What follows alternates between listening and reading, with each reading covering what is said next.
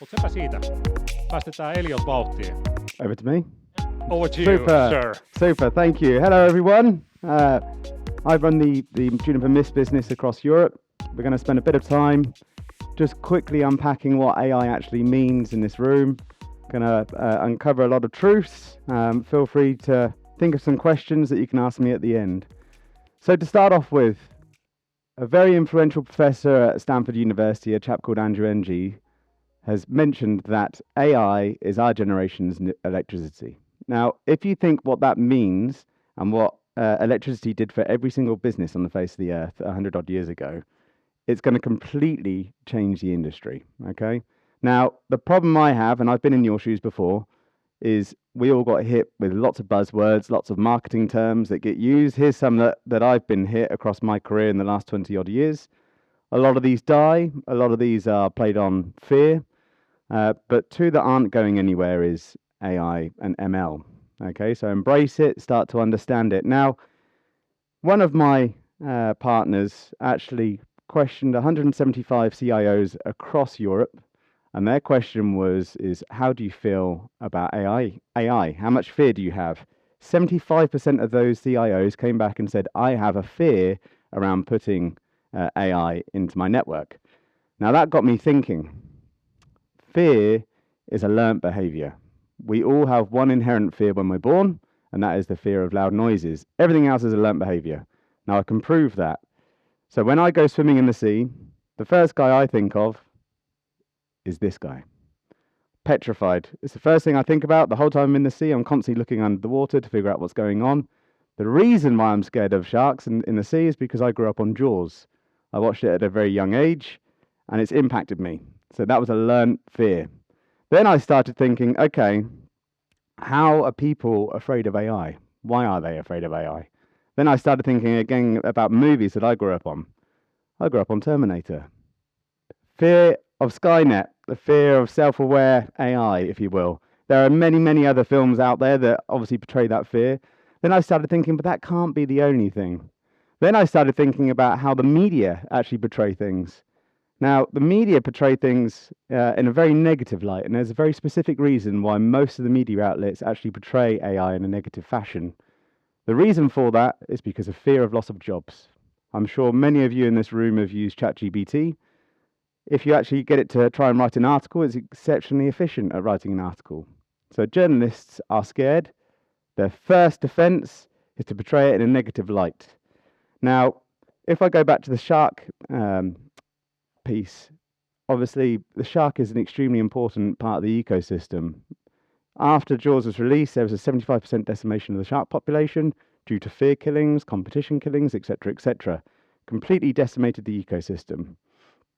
But if people actually understood that sharks were important to the ecosystem, if there was some education around it, then maybe they would understand that it's something that they shouldn't fear. You know, on average, there's roughly around 5 fatal shark attacks a year. You've got more likelihood of being killed as you walk out of your house than you have by a shark. But not to dismiss things, there are many different types of fears when it comes to AI. So the first one being fear of loss of jobs. We spoke about that already. I'm sure many of you are around for when server virtualization came into play. I remember there was a big fear around server virtualization. I remember talking to one of my colleagues at the time, and he said, Elliot, that's it. My job's gone. When VMware comes out and it starts to hit it, I'm going to lose my job. 4 years later, I remember going back into that office and seeing that actually the server virtualization team exploded. It's got ginormous. It's the same thing with AI. It complements us, it won't remove us. Not for every job, I would say. Next one, fear of misuse. So we're seeing lots of misuse around AI. Typically, a lot of fraudsters are using AI.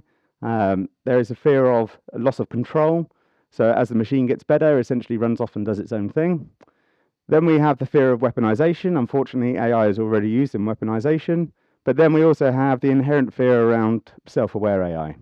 Miles and miles and miles away, okay? Now, the most important thing that we'll talk about with AI is human intervention. So human intervention is exceptionally key. So in a Juniper Mist network, we provide you the information, we provide you exactly what we think is going on, but most of the time, there is human intervention required. As you can see on the right-hand side, we're starting to get a lot more confidence in the system, starting to get to that self-driven.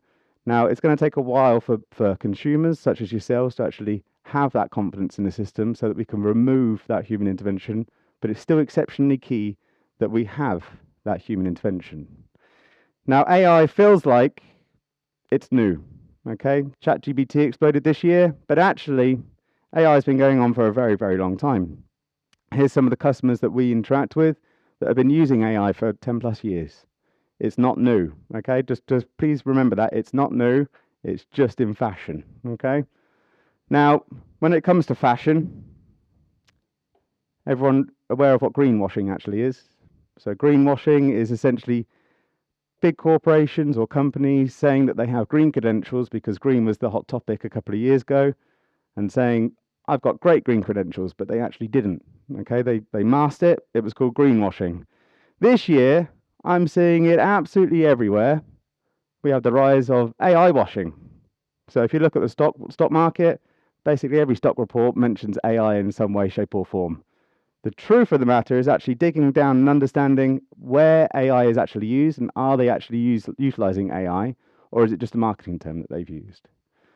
So I mentioned it before, we need to conquer this fear, and the only way you can do that is via education. So what is AI? AI, in my terms, the easiest way that I can describe it is AI is my story. Okay, so that's my overall story, that's my understanding around what's going on. My ML, or my models that you can see on the right-hand side here, they are my chapters. So I need multiple chapters to create my story. Now, AI can be put into different types of buckets. The first type of AI that was released was IBM's Deep Blue. It actually came out in 1995. It played Garry Kasparov, famous Russian chess champion, in 1995. IBM's Deep Blue lost to Garry Kasparov. Then in 1996, they tweaked the machine, and then it beat Garry Kasparov, and it was coined at that time that the machine will always beat humans at chess. Now, reactive machine is looking at external stimuli and making decisions based on that external stimuli. Anyone drive a Tesla or something similar? Good, a few people. So that uses limited memory AI, okay? So what limited memory AI uses a very small amount of computational power, so it can fit in a car. It looks at historical data, but in a very short space of time, and makes decisions based on that. Anyone a Siri user, Google Home, Alexa, Netflix user? I mean, that must be most of us. I mean, there's a lot of people that don't use technology by the sounds of it. So, narrow AI, also called weak AI, is the ability for the machine to do a very specific task exceptionally well. Okay, so this is where we are now. We are in narrow AI. Everything I'm going to talk to you about now, after this point, is all sci-fi. Okay, it does not yet exist, but scientists have still categorized it. So general AI is the ability to do many tasks, or all tasks that humans can do very, very well, also called strong AI. Then we move into something very cool called artificial super narrow intelligence. That is the ability to do a very specific task better than any human mind or collective human minds possible. Then we move on to artificial general superintelligence. Again, related to general, the ability to do any task possible better than any human mind out there. Then my favorite one, theory of mind. So the ability to understand beliefs, emotions, religion, etc., etc. So I'm sure I'm going to pick on someone. So don't all look away. I'm going to pick on someone. Yourself, sir. What does love mean to you? To like someone more than you like someone else. Yourself, sir. What does love mean to you? Trust. Yourself. What does love mean to you? Trust. Okay. So we've had two different answers. I'm sure if we were to actually go around the room and you think about it, everyone would have something different. So it's very, very difficult for the machine to actually understand human emotions. Then we go into the famous one, self-aware AI. Again, so far in the future that no, I don't think any of us have to actually worry about it. But the most important thing about AI is data. Okay, so in a Juniper Mist network, every device that's connected, we collect 250 different data states every 2 seconds. That is a hell of a lot of data. That's more data than we can comprehend, more data than we can analyze. Now, when we talk about data, data quality matters. So this is just a kind of figure showing different types of data that we could pull from the machine. As we start putting this data and we start understanding around what's going on in the network, we need to track the different data states. We need to track the different variables that are available. Now, if we don't track those variables, then we're not able to train the machine. So when we start adding new machines on, things can become incomplete. The machine is unable to make the necessary connections and building that data all together. So data quality is extremely critical. But on top of that, domain expertise is also extremely critical. So what you're seeing on the screen here is a capture that shows different operating systems, showing the latency that they're actually experiencing on the network at any given time. Now, when we're looking at this, training the model involves finding the weights. Okay, so the weights is the terminology that we utilize. Now, if we look at this and we say, right, my transmit error rate increases by X%, how does that correlation match a bad cable? Okay, now if I start looking at it in terms of, operating systems. Okay, so if I add in operating systems and I start adding in networking data, is there a correlation between the operating system that's causing the latency or a common trend with that? Or is it actually something on the network? Or if I add another voice call onto an already overloaded AP, what does that mean in terms of latency? Now, you can only understand this data if you have domain expertise, which is where Juniper Mist comes on. Now, any statisticians in the room will understand that correlation does not cause causation. So going back to my sharks thing earlier on, if we look at raw data, so if we look at how a machine would review data, and we start to look at shark attacks over the basis of a year, and we also trend that against ice cream sales, the machine would start to see that data correlating, and they would say, right, in the summer months, ice cream sales are higher, but so are shark attacks. So that must mean sharks like ice cream.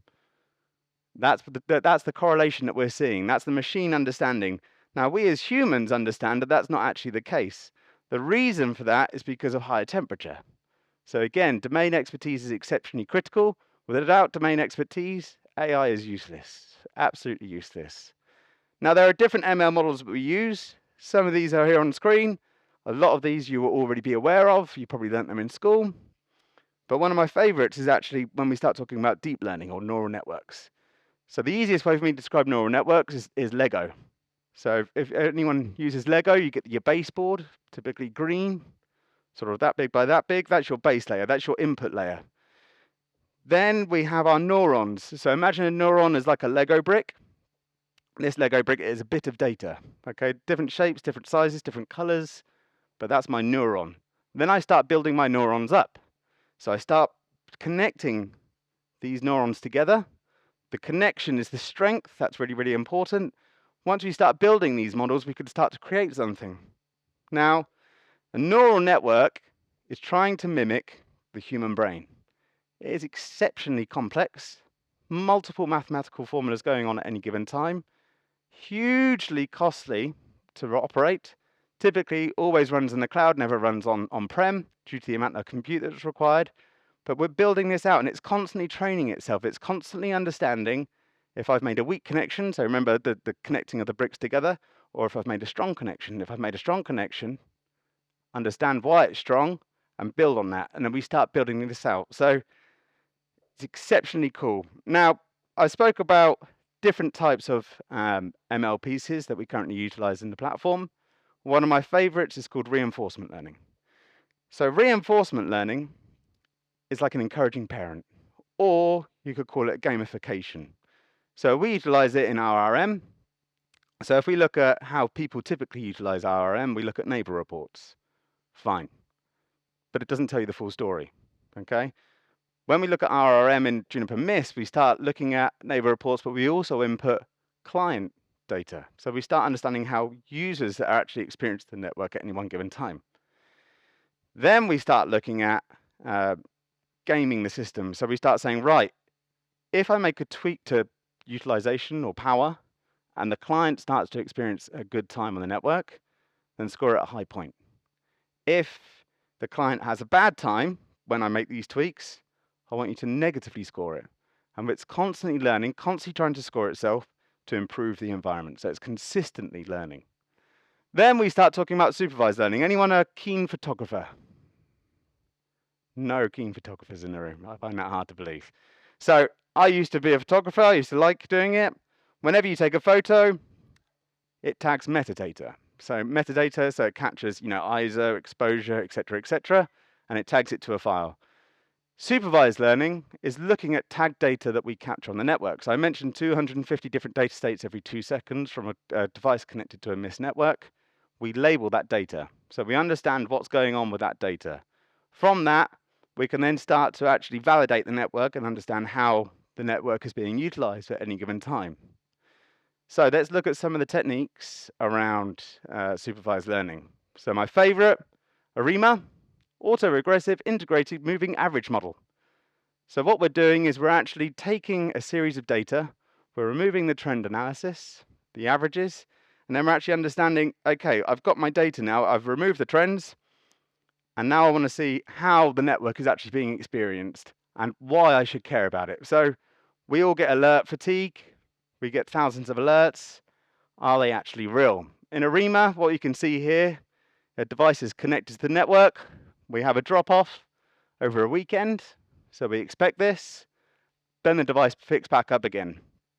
So if you think about clients coming in, fat-fingering their password, we have some authentication failures. That's standard. That happens all the time.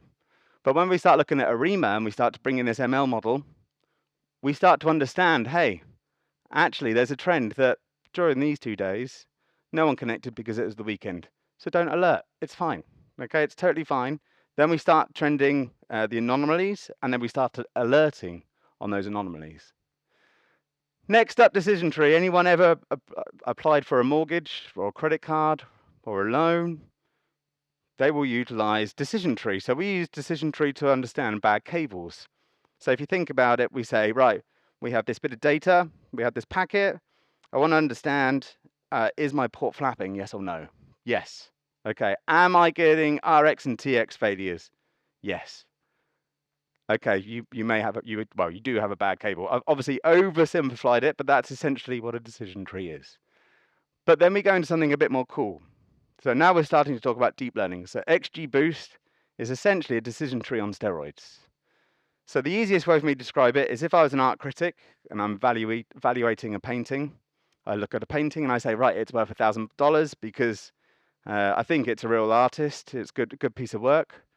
Then a second critic comes along and says, right, what's the first critic said? So they're not starting from scratch. What's the critic, look, what did the previous critic say was negative about this bit of data, about this painting? And then they build their report. And then a third comes along and it carries on, it carries on. Now, the thing about XGBoost is all of that doesn't happen sequentially. It happens all at the same time. So it's a hell of a lot of computational power that's going on. And the crazy thing about XGBoost and other neural networking models is that we find it exceptionally difficult to understand the data. If we look at decision tree, or if we look at clustering, it's easy for us to understand a result. Fold the paper multiple different ways, unfold it, and there's my answer. With neural networking, it's actually 4D. Okay, so it's actually more than 4D. It's completely something that we cannot comprehend. So how do we actually take the information from something such as XGBoost and then understand it? So we utilize something called Shapley. So Shapley is another model that we utilize that actually understands neural networking. Okay, so Shapley is essentially my visibility, my understanding of a neural network. Now, with all of this, we're all used to our typical ops view, looking down, so looking from our network devices down. So are my devices green? Are they flashing? Is the network operating? That's good, that's all fine, that was fine 10 years ago. But the way that we actually look at the network is looking at it from a user perspective. So our dashboard, we actually look at it from how is the user experiencing a network, not how the devices not how my networking devices are experiencing, but how my actual users utilizing the network at any one given time. Now, everything you see here is AI verified. It's using lots of different models to be able to pull that data, but most of it is supervised learning. Then we start talking about unsupervised learning. So unsupervised learning is looking at data that isn't tagged. Now, we typically utilize this in location finding. So each of our access points have a 16 Bluetooth array, enabling you to track devices, people, high pieces of value of equipment, and utilize that data in very cool ways. So, for example, we have offices using it for wayfinding, hotel chains using it for wayfinding, retailers to use it for targeted advertising. Is exceptionally powerful. Okay. Now, again, once you understand your customer, you can start to influence behavior. So everyone kind of thinks, we as networking folk kind of like don't really care about location, but your marketing team will. Okay. So that's why it's really, really important that it's something I bring up. Next, generative AI, something that we probably have all utilized. You can see this is me, or kind of looks like me. I'm here. It's not quite right. I don't have a weird chin, and I would never wear a suit with 4 buttonholes, so it's not quite right, but it's close. I don't own these glasses either. So I asked the machine to create a professional likeness of me, and that's what it came up with. So generative AI is the ability for the machine to create or output audio, text, video files, and that's exactly what it's done here. So how we utilize it in the platform is you're able to ask Marvis, our chatbot, a nice human relatable question, and it will provide the answer. And you're probably sitting there thinking, that's great. I mean, this is what a lot of people say, hey guys, I've implemented AI into our product. We're now an AI company. And this is what they do. Not to take away the ability of it, but everything else that you see that we saw earlier is the really cool stuff. But also what we've done is all of our support tickets since 2019 have been going through our chatbot. And with that, we're now able to get to just under 75% accuracy in terms of fixing tickets from our chatbot. So we'll be able to reduce that mean time to innocence exceptionally small. So where does that leave us? Now, all of us in this room care about time, effort, and cost. I don't care what role you're in. Your role, you care about time, effort, and cost, whether that's personally or whether that's for the business that you work in. Now, when we start to look at what time is, that can mean many different things, different people, such as cost, same as effort. Now, these are all interchangeable. It doesn't make a difference where you put it, but there's something that we all care about and something that we'll try to reduce. With the Juniper Mist platform, we can reduce time, effort, and cost. It's not just one area that we're focusing on. We can actually focus on all three. So if I take a typical IT change, I won't put any sort of timings along it. I know it's all variable. These things are something that we try and reduce, okay? With a Juniper Mist system, we can reduce your plan in the implementation phases due to templating, zero touch provisioning, and other techniques. We can reduce the communication phase because we're simple, okay? So we can actually describe what's going on very, very simply. The monitoring piece, we can use our SLEs, the bit that I spoke about earlier. We can use Marvis, but the bit that's always been tricky is the validation phase. Now, I know when I was an ops engineer many moons ago, I would make a change at 2 o'clock in the morning. I would then try and get some sleep. I'd spend 2 hours validating my change. I said I'd try to get some sleep. I'd get woken up at 7 o'clock in the morning by the customer saying, Elliot, your change has failed. Roll back. So I'd quickly roll back before the customers came in. Then I would try and sleep again, and then we'd go back over and we'd try the change again. So the validation piece is probably the bit that takes the longest time, but it's also one of the hardest ones to actually remove. So with Marvis Minis, we're now able to remove that. So Marvis Minis essentially sits on all of your access points, sits on your switching infrastructure, and it's constantly monitoring the network. It's looking at ARP, it's looking at DNS, it's looking at DHCP, it's looking at an application. So you specify the application, or we utilize the standard, Google, Teams, Apple, etc., etc. Now, when it actually identifies that there is a problem, it gives you a Marvis action. That Marvis action tells you exactly what's going on, exactly what the problem is. So if you think about an IT change, someone makes a firewall change completely separate to your LAN infrastructure, you can run Marvis Minis. Marvis Minis will then tell you, hey, your clients can still get out to the internet. You're fine. No one's going to experience a problem. We are now just about to release as well the ability to do speed tests using Marvis Minis and 802.1x as well. So it's becoming more and more useful. The next piece is something that I think is exceptionally cool. So because we're a cloud-based platform, we can tie other clouds with our own. So if we think about Microsoft Teams as an example, we can tie that data with our data. So that correlation of data means that we have a hell of a lot of data to crunch. We use something called QL modeling, which enables us to correlate every single Teams call with the networking data. So now we have the two together. I'm sure you've all experienced bad Teams calls before. We can now utilize this data to understand exactly where the problem is. Is it the client, the access point, the switching infrastructure, the CPE, your WAN, or is it the application itself? Reducing your mean time to innocence drastically. So, AI Ops. What you see at the top is the Gartner meaning of AI Ops. It means many different things to many different people. Many vendors will come up to you and tell you what AI Ops actually is. I'm sure you all have your own thoughts on what AI Ops actually is. But again, going back to that fear of loss of jobs, something to kind of take with you is humans are exceptionally good at critical thinking, something that the machine cannot do, okay? We understand context. Going back to my correlation piece earlier, that needs a human mind to actually pull that together. But machines are exceptionally good at crunching data and correlating that data together to understand problems. So the two together creates AI Ops.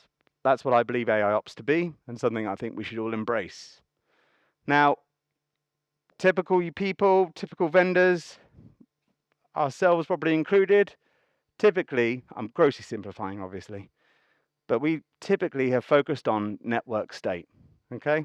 Now, with AI Ops, we start to look at how is the user experience in the network at any one given time. So correlating the two states together is exceptionally cool. And again, reducing that mean time to innocence. So what I've done here is I've asked Marvis to show me bad Teams calls over the last 7 days. It's given me a list of Teams calls. And now I can actually see my path, my journey, and it will actually tell me exactly where that problem is. So what is Juniper Mist? Juniper Mist, we provide access points, switches. We also have our own NAT platform now, which is cloud-based. We have CPEs, but the most important thing is actually the platform that actually sits on top of. So again, everything that I've spoken about, everything that I've tried to teach you guys around AI is what makes us different, okay? No one else can do this. We've been doing this for 7 years. As I said before, training of the data is exceptionally key. Without training that data, it's pretty useless. I'm going to skip that slide. So I spoke about a few ML models that we currently utilize. We use a lot more. These are the ones that I'm publicly allowed to share with you guys. So if you want me to go through into detail onto any of these, please grab me afterwards. But just wanted to kind of showcase that this isn't architecture. This is real. This is now. This is something that you can actually play around with. Now, my closing slide. AI and networking provides a lot of opportunity for growth, not just professionally, but also personally. Now, we can make your business a lot more agile. So we can deploy changes quicker. We can give you certainty that things are going to work. It's not just a buzzword. So I know it's painful. I know everyone says that they do AI. So just please be aware of the architecture. Please be aware of the AI washing. It is going to be a huge change across our whole entire industry. Now, if those who are aware of blockbusters, who kind of ignored the digitization of video rental, ignored Netflix, Blockbuster is now extinct. Again, we have the same problem right here, right now. So you need to embrace this change, otherwise you will fall behind. Again, because we have all of the data, because we've been training our models for an exceptionally long time, because we capture the right data, you can achieve operational zen. So reducing your mean time to innocence. Now, a lot of people ask me, why do I have this last one up? Now, I've been in the networking business for 23 years now. And in the past, I have been trying to sell a dream. I've been trying to sell a story. But now I'm not trying to sell a story. I'm not trying to sell a dream. I'm trying to show you that it's actually here. So my ask of you is, if you're interested, please reach out to any of us. I'll be more than happy to give you an access point to help you, show you, make you understand that this is here. It is now. So I just ask you all to embrace the revolution. So with that, thank you ever so much for your time. Come grab me afterwards if you want to talk more. Thanks ever so much.